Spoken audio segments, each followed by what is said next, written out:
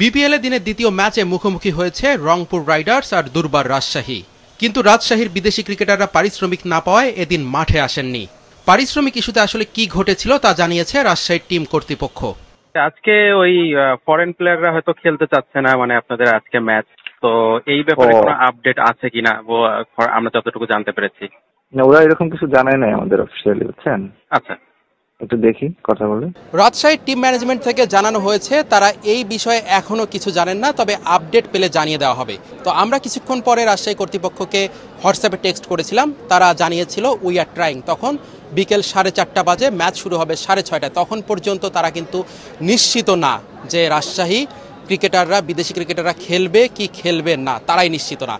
পরবর্তীতে আমরা যেটা জানতে পেরেছি যে রাজশাহী টিমের যে বিদেশি ক্রিকেটাররা তারা কিন্তু আজকের ম্যাচে নামবেন না এবং তারা খেলতে চাইছে না যতক্ষণ পর্যন্ত না টাকা পাবেন।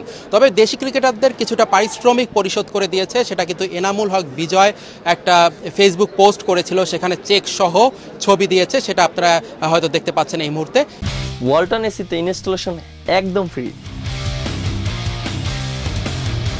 কিন্তু সেই ছবিতে কোনো বিদেশি ক্রিকেটারকে দেখা যায়নি।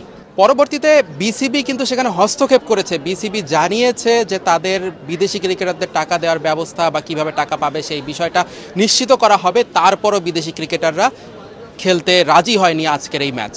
রংপুর রাজশাহীর এই ম্যাচে রাজশাহীর বিপক্ষে কোনো বিদেশি খেলোয়াড় মাঠে নামেনি, যে বিষয়টা সত্যি লজ্জার এবং বিপিএলের ইতিহাসে সবচেয়ে কলঙ্কিত অধ্যায় আজকের এই দিনটা বলা চলে, কারণ বিদেশি ক্রিকেটারকে টাকা দিতে না পারায় তারা মাঠে নামেনি। এই ছিল এখন পর্যন্ত আসলে মিরপুর থেকে আপডেট।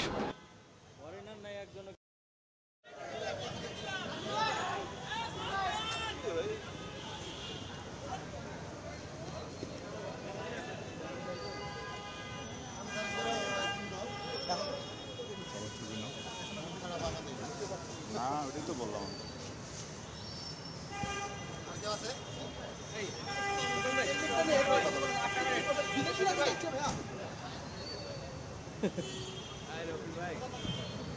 আচ্ছা, বিদেশি যাচ্ছে না।